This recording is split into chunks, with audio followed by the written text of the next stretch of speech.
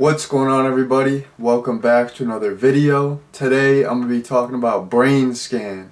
So I've seen this movie on Tubi for quite a while. I thought the cover was cool. I looked into it. I'm like, oh, Edward Furlong's in this. I'm a fan of him. I love Terminator 2, of course. I've seen that a trillion times. I really like Detroit Rock City as well because I'm from Michigan. I live in a suburb of Detroit. Like, Detroit's 10 minutes away, so of course I love Detroit Rock City. I was like a pretty big Kiss fan when I was growing up too. That's like Gene Simmons rules. They're a cool band, but whatever. So this movie kind of piqued my interest for a while. Like I said, I'm an Edward Furlong fan. I saw the cover, it seemed cool, but I never really got around to watching it. And the other day I was picking up a shift at another store. Like I work at this like chain retail store. I have my home store and I pick up shifts at other locations to get more hours. So I was picking up a shift at another store the other day, and the manager there, we just got to talking about horror movies, and she was telling me about this movie. So I kind of got that social proof, and she's like, oh, it's good, it's like a really interesting premise, blah blah blah, and she was kind of giving me the plot synopsis, and I was like, okay, another human being said this movie's good. I got the IRL social proof. Let me check this out. And then it was the movie is expiring on Tubi. So it was like a fear of missing out type situation where I'm like, she said it's good and it's leaving, so I gotta watch it before it leaves forever. Because that's how it goes with streaming. So you gotta watch stuff when you can, You might never get another shot. You got one shot. It's your chance to blow. Shouts out Eminem. But anyways, yeah, so those are all the reasons why I chose to watch it now. And I'm glad I watched this thing because let me tell you what, I thought this movie was good overall. I was skeptical because I looked into reviews and this movie had a lot of negative reviews. But yeah, that's why you can't always trust these movie reviewers. You can't trust me. I'm a sleaze bag. I lie. I do these, these movies are sponsored. The filmmakers, they're paying me to do this. Yeah, I'm a sellout, Every movie I'm just getting, every movie review I'm just getting paid by those filmmakers, because I'm a big, high status YouTuber. I'm tapped in, okay? I do all these are all paid requests, but you would never know.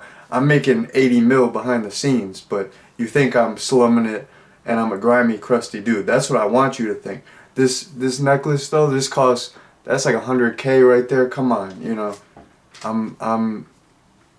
I'm doing some stuff behind the scenes. Just joking, that necklace is not $100K. I don't know what I'm talking about. But anyways, my overall opinion of the movie, it was good. Jumping into a plot summary, the movie focuses on this teenager. His name's Michael.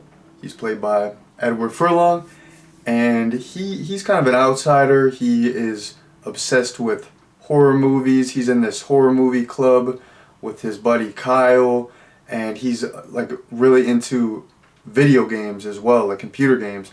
So basically he's kind of played like all the horror games, and he's looking for something more. He wants something more intense, more realistic.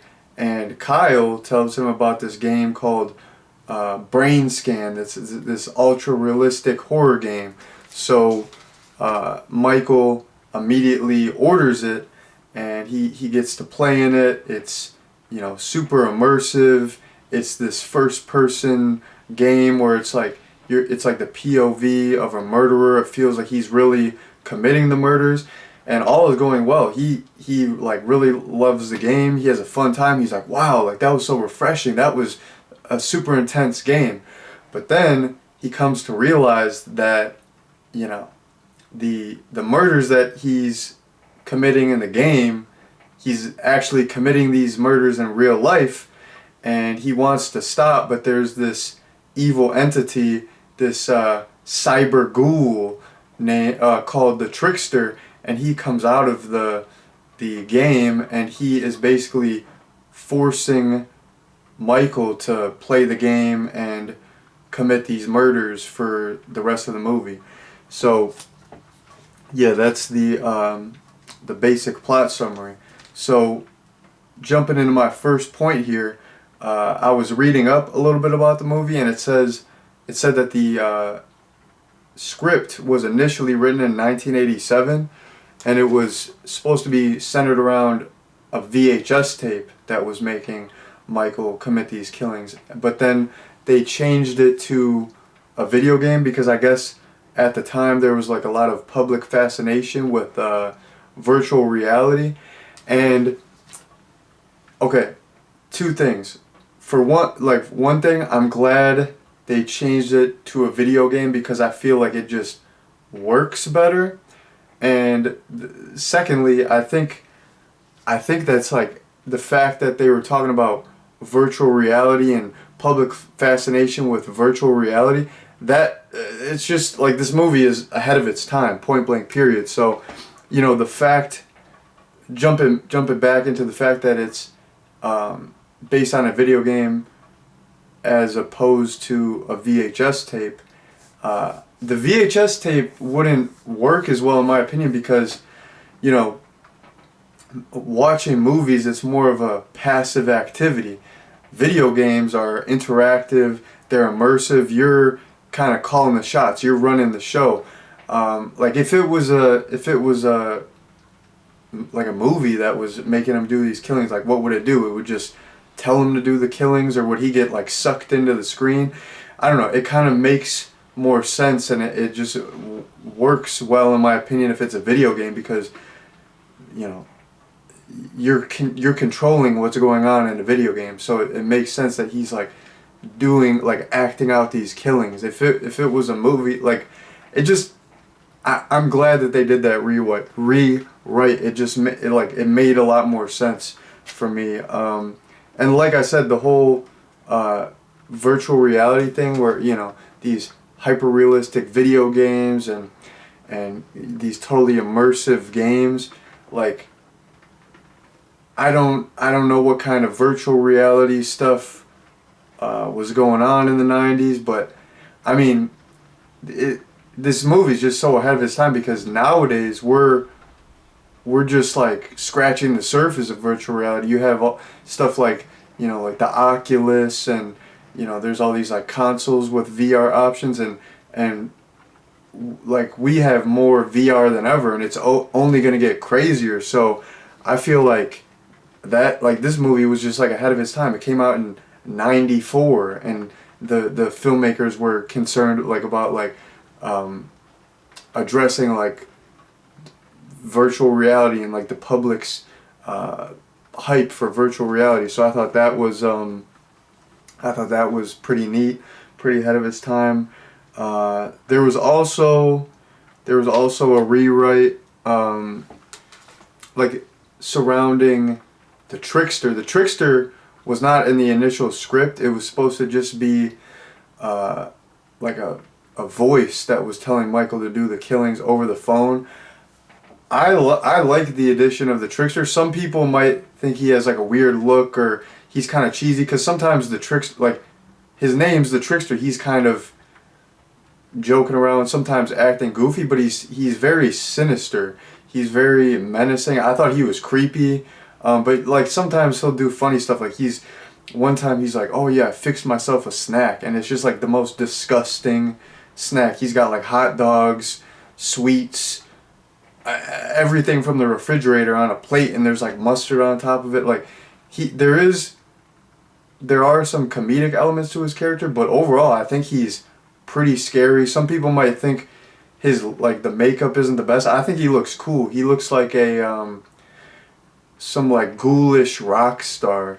So yeah, I like the addition of the Trickster. Once again, I think the addition of the Trickster made the movie work better. Like if it was just a a, a voice over the phone. I don't know. I that wouldn't have the impact. Like, you see the trickster on the cover for this movie. When I'm looking up the movie on Google, I'm seeing pictures of the trickster. Like, I feel like the trickster is the face of the movie, and he's kind of like, you know how like Jason is the face of the Friday the 13th not the Friday the 13th, the Friday the 13th movies, or Michael Myers is the face of the Halloween movies. Like, I feel like the trickster is the face of this movie, and I don't know, I like just seeing his look and seeing him on the cover initially interested me in this movie. Like, I don't know. If he was not in this movie, I feel like the movie would suffer greatly. Like, I don't know. It wouldn't be the same at all. It wouldn't be worth watching without him. I liked the trickster.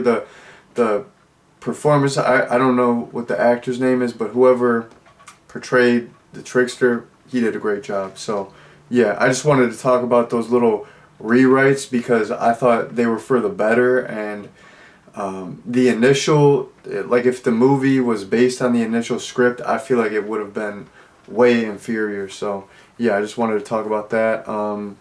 Also, just talking about performances, I thought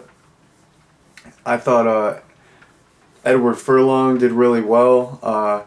There was like a quote, I was reading up about this movie, and there was a quote from the director where the director's saying like, "Oh, Eddie Furlong was just a 15-year-old kid who couldn't act," and I disagree with that because, you know, maybe it's different because they had like a working relationship, so maybe like it took him like a lot of takes or whatever. Like, when I was reading up on it, it was saying like it was like hard to get him out of bed, but I mean, he's a teenager, he's a 15-year-old kid, and at the time, and I thought like his whatever takes they used, whatever footage was used, I thought he did pretty well. Like, I didn't think his acting was bad by any means.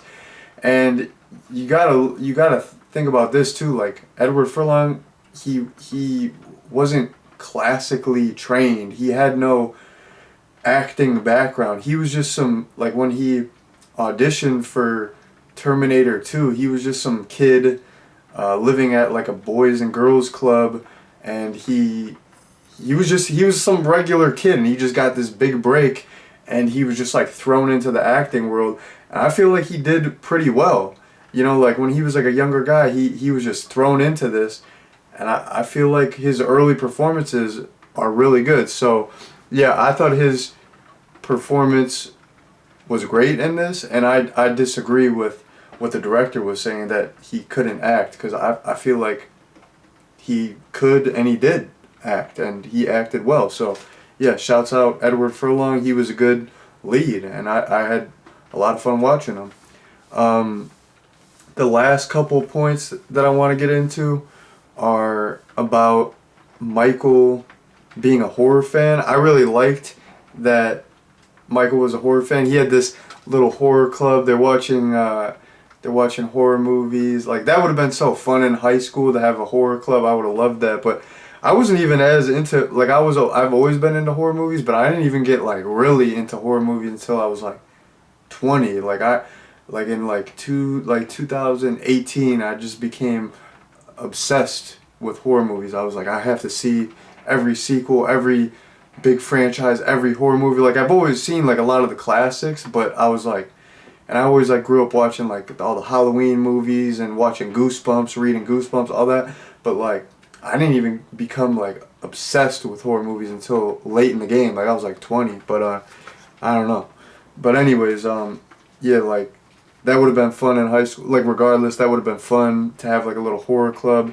And it's cool because Michael and his buddy, they're reading Fangoria magazine, so that's like a cool little nod.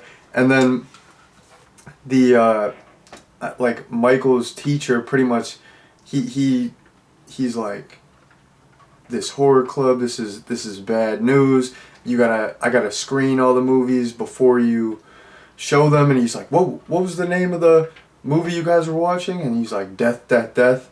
And then Michael's like, Part 2. And then the teacher's just like, oh, Oh no, I kind of like that.